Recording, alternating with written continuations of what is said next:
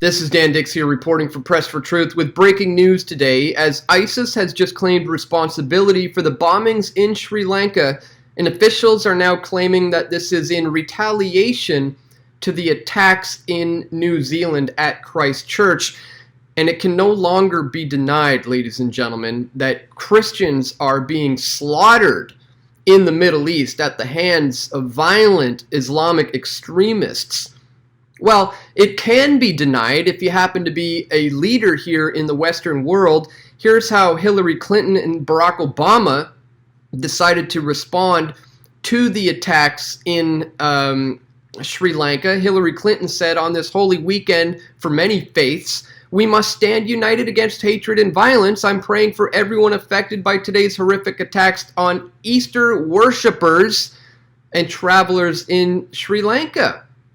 She seems to be avoiding the big bad C word, not saying Christians, calling them for who they really are. Barack Obama said similar things. The attacks on tourists and Easter worshippers in Sri Lanka are an attack on humanity.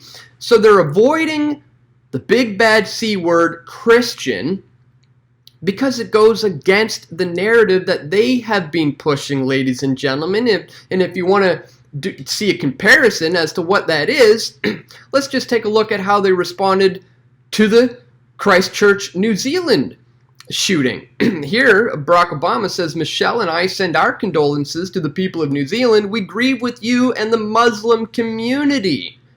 All of us must stand against hatred in all its forms. He has no problem calling out exactly who is targeted in those attacks. Hillary Clinton says, my heart breaks for New Zealand and the global Muslim community.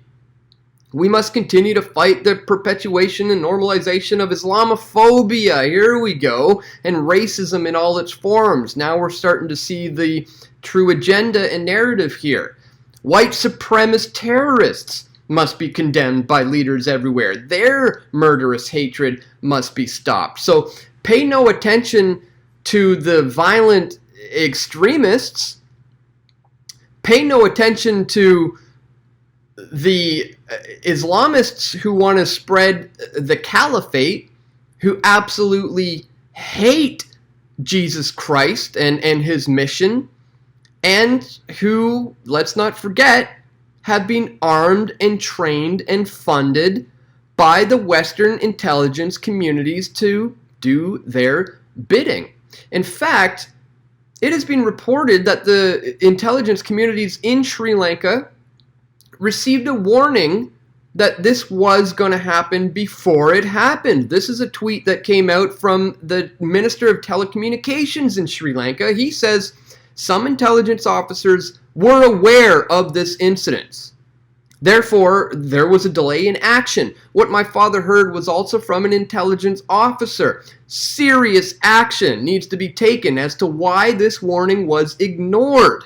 And he provides all the documents to show that they indeed received a warning on April 11th that this attack was indeed going to take place, yet it was ignored.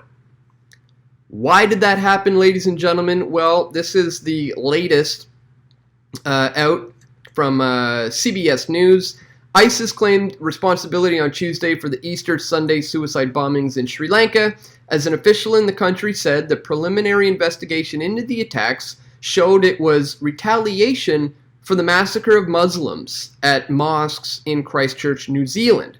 The coordinated bombings on Sunday targeted churches and hotels in and around the Sri Lanka capital, killing more than 320 people. Now, the preliminary investigations have revealed that what happened in Sri Lanka was in retaliation for the attack against Muslims in Christchurch. State Minister of Defense Ruwan Wijewardene told Parliament it was unclear what Wijewardene based his assessment on, and later on Tuesday, Prime Minister Ranil Wickremesinghe was more guarded. He was saying it's possible that there was a connection between the two attacks. It goes on to say the now landless Islamic State of Iraq and Syria issued a claim of responsibility for the bombings on Tuesday. With a short statement from the group's propaganda wing, the ISIS self-styled news agency. AMAC circulated a statement claiming the perpetrators of the attack were Islamic State fighters. As it has done after claiming previous attacks around the world, the group followed up later in the day with another release containing more information, including a photo showing the group of militants purportedly behind the suicide bombings. Here we see a picture of 8 men, all of them wearing masks instead of one of them, a lot of them carrying knives.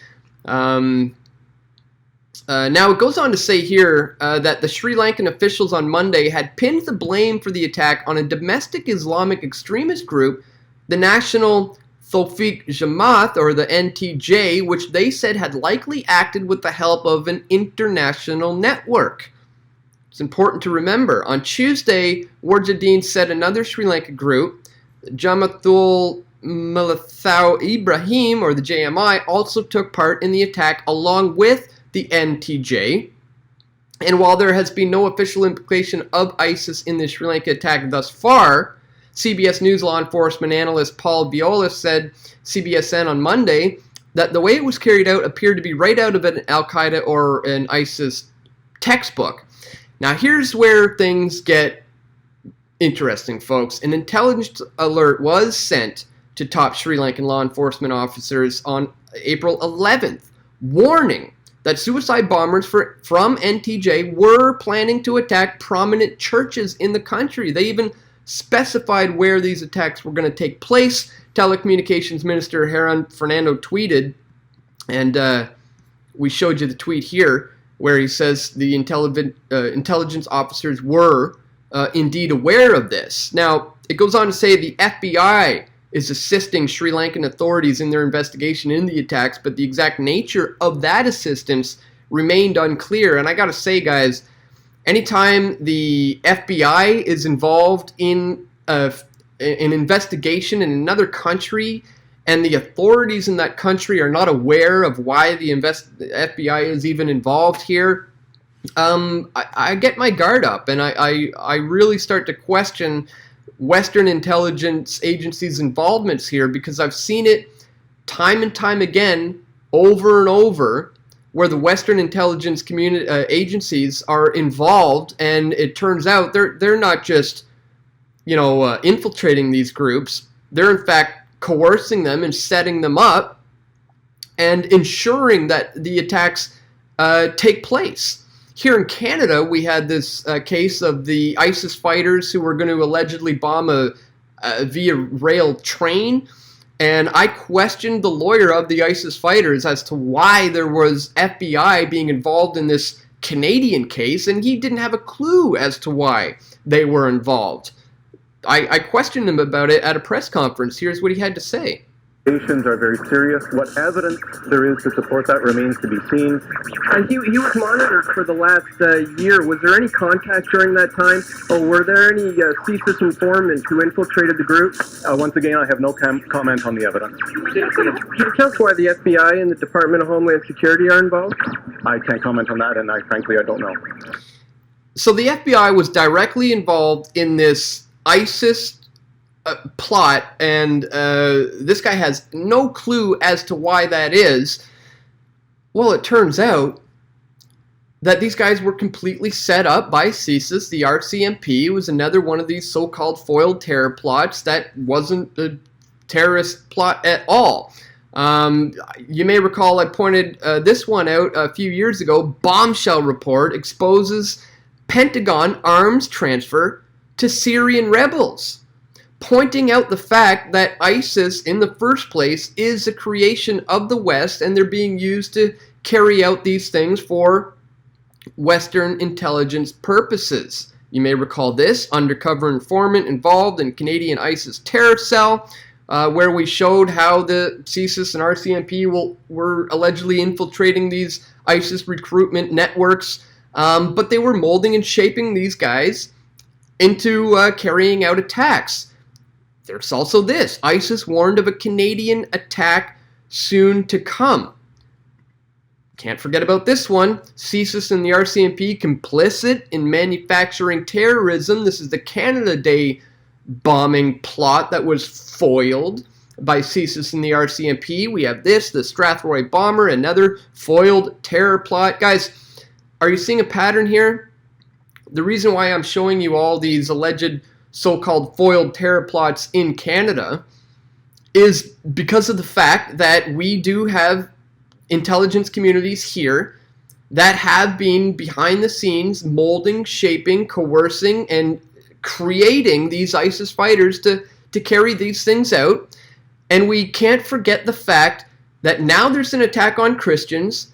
Canada is a Christian nation, and Trudeau has said he wants to reintegrate ISIS fighters into Canadian society because, well, it's the current year. You guys may recall this: radicalization to rehabilitation. How does Canada prepare for ISIS returnees? Since the start of the conflict in Syria in early 2011, dozens of countries have seen young Muslims enter the conflict zone in unprecedented numbers to fight alongside rebel groups or to settle and live in areas under extremist control.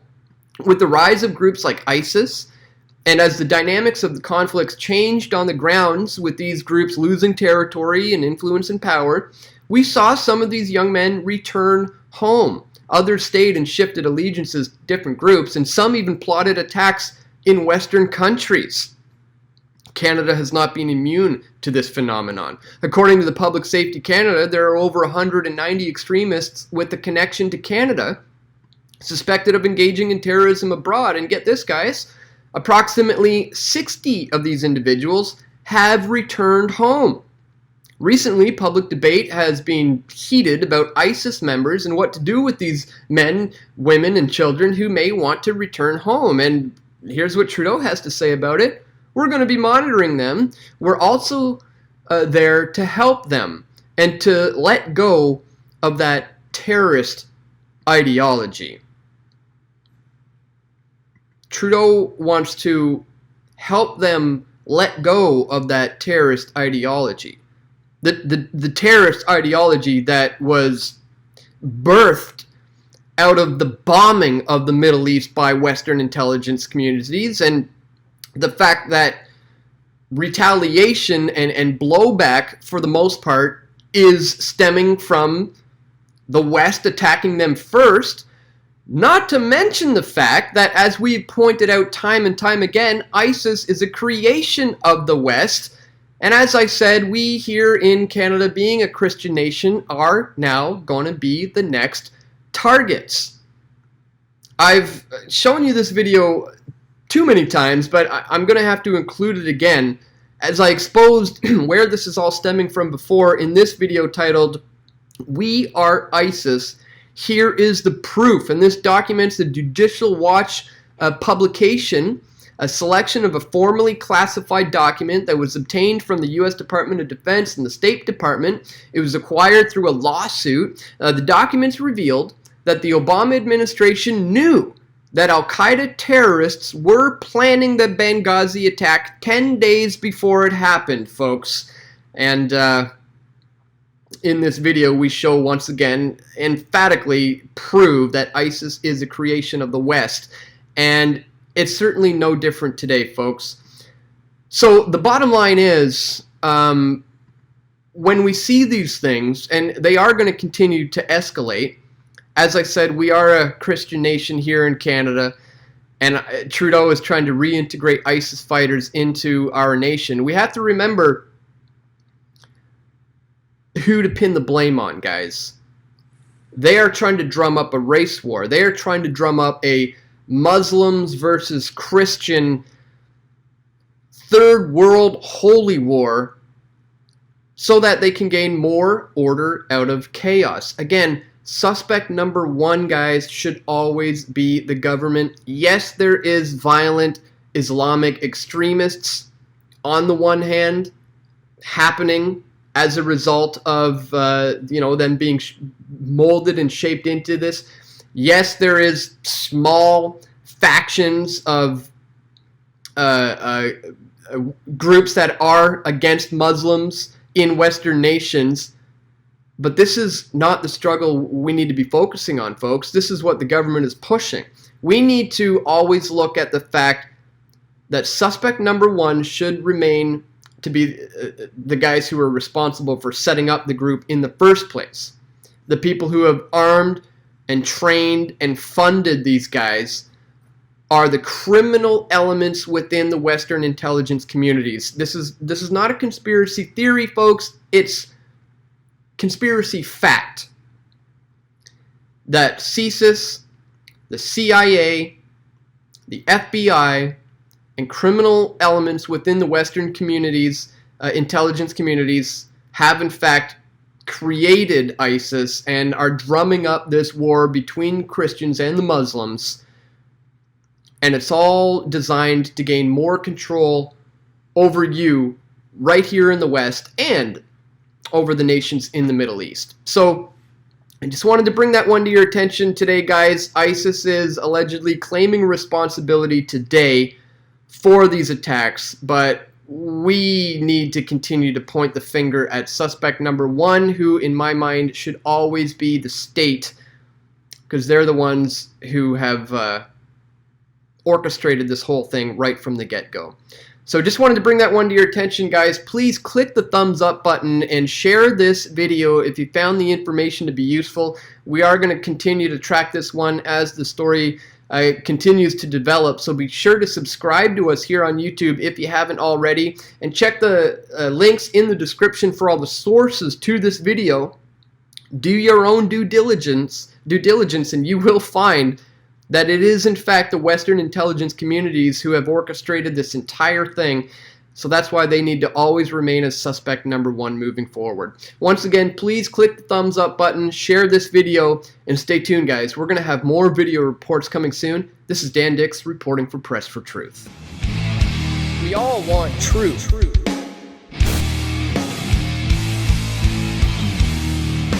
The truth will set you free.